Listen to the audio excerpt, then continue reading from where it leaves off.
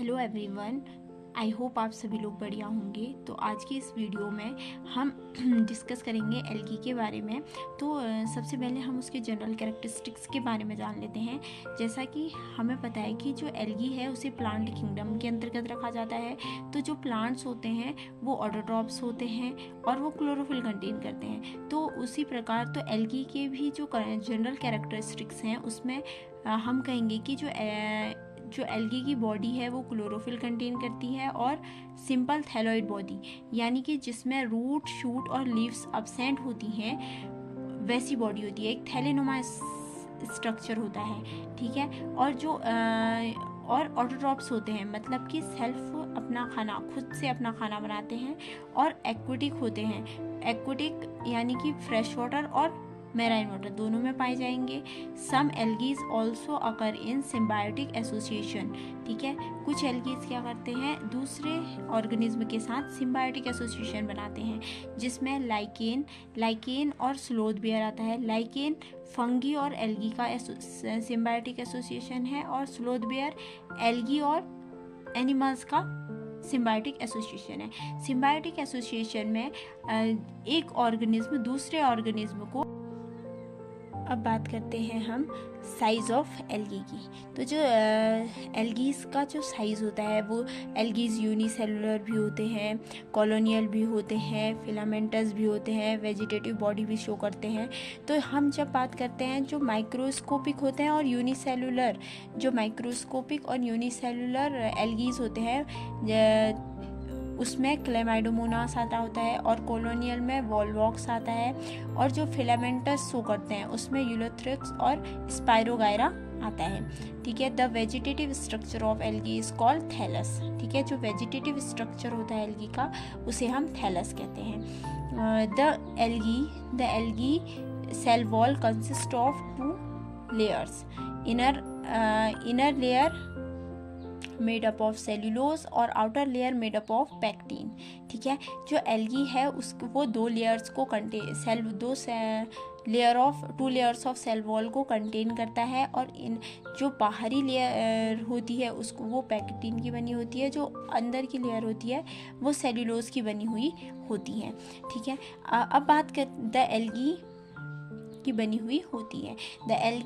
The algae reproduce by vegetative, asexual और sexual mode, ठीक है। तो जो एल्गी हैं वो उनमें वेजिटेटिव, असेक्सुअल और सेक्सुअल मोड ऑफ रिप्रोडक्शन देखने को हमें मिलता है। वेजिटेटिव की बात करें तो फिलामेंट्स के द्वारा होता है और असेक्सुअल की बात करें तो डिफरेंट टाइप्स ऑफ स्पोर्स जैसे जू स्पोर्स, ठीक है। और जू स्पोर्स भी कुछ फिलामेंटस होंगे, कुछ मोटाइल होंगे और कुछ नॉन मोटाइल्स होंगे, ठीक है। तो जो सेक्सुअल रिप्रोडक्शन हमें देखने को मिलता है वो फ्यूज़न ऑफ 2 गैमेट्स के फ्यूज़न से होता है। तो उनमें जो गैमेट्स होते हैं वो आइसोगेमी होता है, एनाइसोगेमी और ऊगेमी के द्वारा होता है। आइसोगेमी ऐसे होता है, both male and female gametes are morphologically and physiologically similar, then it is called isogamy, ठीक है। जिसमें मेल और फीमेल गैमेट्स क्या होते हैं, मॉर्फोलॉजिकली दिखने में और फिजियोलॉजिकली कैसे होते हैं, एक समान होते हैं, तो उन्हें हम आइसोगेमी कहते हैं। और जब हम एनाइसोगेमी की बात कर रहे होते हैं तो fusion of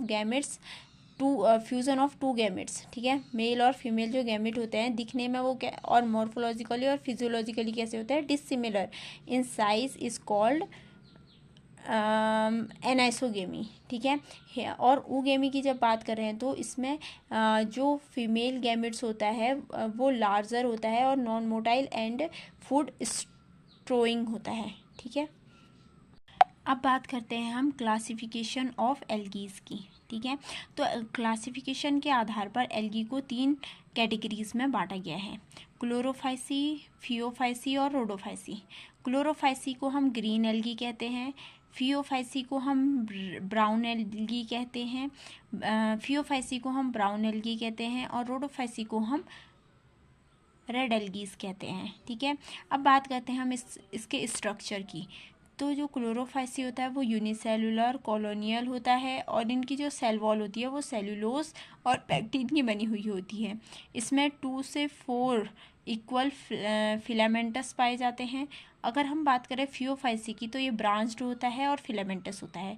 cell wall composed of cellulose और एल्जिनिक, ठीक है। इसकी जो सेल वॉल होती है वो सेल्यूलोज और एल्जिन की बनी होती है और इसमें 2 लेटरल फ्लैजेलास पाए जाते हैं। जब हम रोडोफाइसी की बात करते हैं तो इसमें सेल वॉल सेलुलोज और पैक्टिन की बनी होती है। जो क्लोरोफाइसी है वो मोस्टली फ्रेश वाटर और फ्यू मैराइन वाटर्स होते हैं, जबकि जो फियोफाइसी है और जो रोडोफाइसी है वो मोस्टली मैराइन और मोस्टली दोनों मैराइन में पाए जाते हैं, ठीक है। डीप ओशियंस में भी पाए जाते हैं। और तो जो क्लोरोफाइसी है उसमें जो क्लोरोफिल होता है वो ए और बी पाया जाता है और जिंथोफिल इसमें पिगमेंट पाया जाता है। जब हम फियोफाइसी की बात करें तो क्लोरोफिल ए और सी को कंटेन करता है और कैरोटीनॉइड होता है बीटा कैरोटीनॉइड को कंटेन करता है। और जो रोडोफाइसी होता है उसमें क्लोरोफिल ए और डी को ये कंटेन करता है और फाइको इरिथ्रिन को ये कंटेन करता है, ठीक है। यहाँ पे जो रिजर्व फूड होता है क्लोरोफाइसी में वो स्टार्च होता है, फियोफाइसी में लेमिनेरिन और मेंटियोल होता है और फियोफाइसी में हमारा स्टार्च होता है, ठीक है।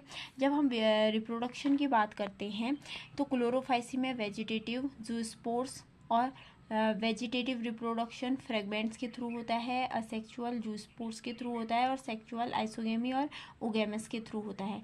लेकिन जब हम फियोफाइसी में कहेंगे तो इसमें भी फिलामेंटस से होगा, जूस्पोर से होगा, इसमें भी आइसोगेमी और ओगेमस के थ्रू होगा।